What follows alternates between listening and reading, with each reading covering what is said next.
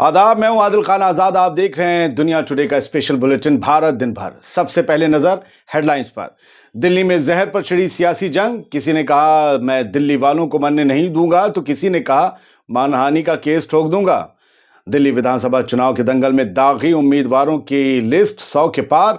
कौन है गरीब तो कौन है सबसे अमीर कैंडिडेट, बताएंगे हम। वक्फ की जमीनों पर वार पलटवार जारी। मुस्लिम लीडर ने क्यों कहा अब अल्लाह ही वक्फ को बचाएगा।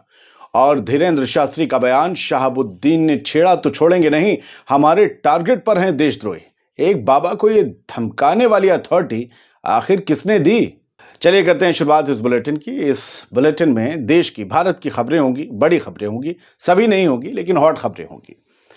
पहली खबर यह है कि दिल्ली में विधानसभा चुनाव हैं तो गड़े मुर्दे, या यूं कहें कि मुद्दे बाहर तो आएंगे ही। यमुना में जहर घोलने के आरोप पर आर पार की लड़ाई छिड़ी हुई है। केजरीवाल कह रहे हैं कि दिल्ली वालों को मरने नहीं दूंगा। ये अच्छी बात है भाई, आपकी सियासी लड़ाई में जनता क्यों कुर्बानी दे। तो उधर हरियाणा के सीएम नायब सैनी का कहना है कि दिल्ली की जनता को बरगलाओ मत, मानहानि का केस ठोक दूंगा। अरे ठोकिए ना सर, रोका किसने। आपकी पार्टी के कुछ लीडर्स का तो फेवरेट जुमला ही ठोकना है। अब इस पर केजरीवाल ने पलटवार किया कि भाई बीजेपी की केंद्र सरकार के कहने पर पहले ही इतने केस हो रखे हैं हम पर, एक और सही, पहले हमें जेल भेज दिया, अब क्या फांसी दोगे। जो कर सकते हो करो, मैं जनता के साथ हूं, बीजेपी अपनी गंदी राजनीति से बाज है। ये सब केजरीवाल कह रहे हैं। केजरीवाल दिल्ली के पूर्व मुख्यमंत्री और आम आदमी पार्टी के संयोजक। दोस्तों समझ नहीं आ रहा कि ये सियासी लड़ाई जनता के लिए लड़ी जा रही है या फिर खुद के लिए। लेकिन दिल्ली की जनता सब जानती है, बीजेपी और आप की लड़ाई में कांग्रेस खुद को पाक साफ बता रही है। कांग्रेस के नेता संदीप दीक्षित का कहना है कि जो गलत है उसे जेल में डालो।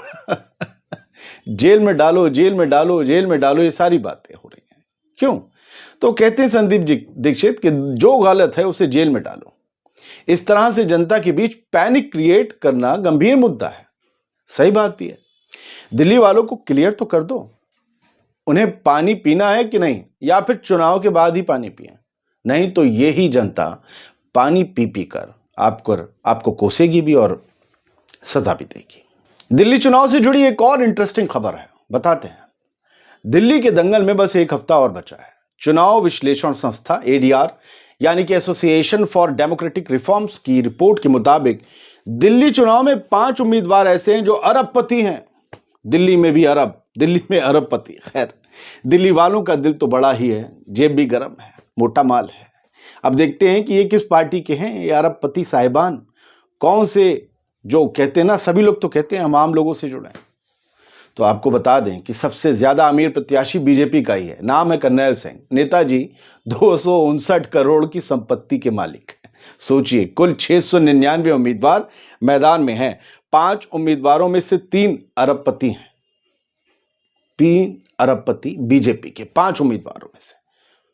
तो कांग्रेस और आम आदमी पार्टी के पास एक एक उम्मीदवार अरबपति है। कुल उम्मीदवारों में से 132 उम्मीदवार खुद बता रहे हैं कि भाई हम पर केस चल रहे हैं, चौंकिए मत। वो नेता ही क्या जिस पर केस ना चले।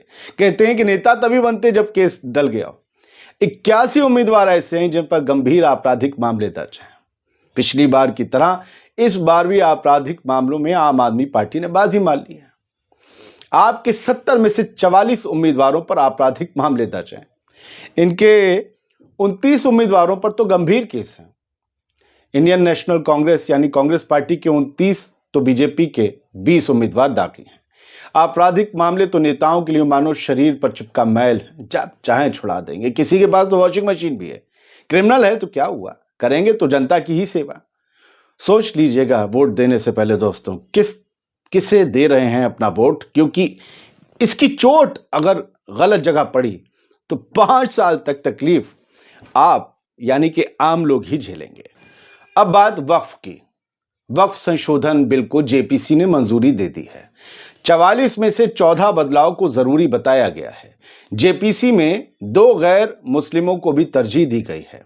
आपको बता दें कि विपक्ष के एतराज करने पर विरोध के बीच वक्फ संशोधन बिल लोकसभा में बिना किसी चर्चा के जेपीसी को भेज दिया गया था, जिस पर जमकर बवाल भी हुआ था। सियासी बयानबाजी भी खूब हो रही है। जम्मू कश्मीर के साबिक चीफ मिनिस्टर फारूक अब्दुल्ला ने बीजेपी पर बयानबाजी की। उनका कहना है कि अब अल्लाह ही वक्फ को बचाएगा, इंशाअल्लाह सब कुछ ठीक ही हो जाएगा। लेकिन हुक्मरान क्या करेंगे? क्या उनका कोई फर्ज नहीं है दोस्तों? सिर्फ बयानबाजी से काम चल जाएगा? खैर, फारूक अब्दुल्ला ने देश में मुसलमानों की मौजूदा हालत पर भी बयान दिया है। उनका कहना है कि हमारी हालत इसलिए खराब है क्योंकि हम अल्लाह से दूर हो गए हैं। जिस दिन हमें अल्लाह पर पूरी तरह से भरोसा हो जाएगा, सब ठीक हो जाएगा। वही है, वही था और वही रहेगा, बाकी सब कुछ मिट जाएगा। लेकिन हकीकत यह है दोस्तों कि वक्फ बिल अब नए स्वरूप में फिर से लाया जाएगा। संसद का बजट सत्र 31 जनवरी से शुरू होने जा रहा है। एनडीए चाहेगी या एनडीए चाहेगा कि वो इस बिल को पहले सत्र में ही पारित करवा ले, क्योंकि लोकसभा और राज्यसभा में उसके पास बहुमत है। हालांकि बहुत से जरूरी काम हैं जो हो सकते हैं संसद के सत्र में। मसलन मेरा सुझाव है कि हर घर के एक शख्स को पक्की नौकरी ये सरकार दे। काला धन कितना आया, अगर आ गया है तो कुछ कुछ हिस्सा आम लोगों को दिया जाए। सरकार ये बताए कि कितने लोगों को अब तक बैंकों से बड़ा लोन दे दिया गया है और वो नहीं भागेंगे, इसके क्या इंतजाम किए गए हैं। कुछ और भी काम हो सकते हैं, वो मैं फिर कभी बताऊंगा।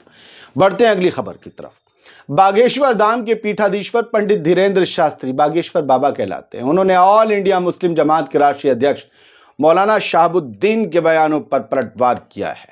धीरेन्द्र शास्त्री पिछले 2 दिनों से एक के बाद एक बयानबाजी कर रहे हैं। एक तरफ कहते हैं कि हम हिंदू मुसलमान नहीं करते, फिर मजहब पर बयानबाजी भी करते हैं। ये वही हैं जिन्हें भारत हिंदू राष्ट्र के तौर पर चाहिए।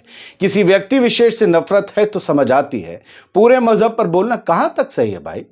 मस्जिदों में मुस्लिम महिलाओं की एंट्री नहीं करवाने पर भी बाबा ने बयान दिया था। तो भैया, हमारा यह कहना है कि मुसलमानों का इंटरनल मामला है, जैसे कि कुछ मामले आपके हैं। आप कौन हैं उन्हें यह बताने वाले कि वो क्या करें और क्या ना करें? आपको दिक्कत क्यों है? आपके काम में तो मुसलमान दखल नहीं दे रहे। जो आपके धर्म में होता है, क्या वो आप फॉलो नहीं करते?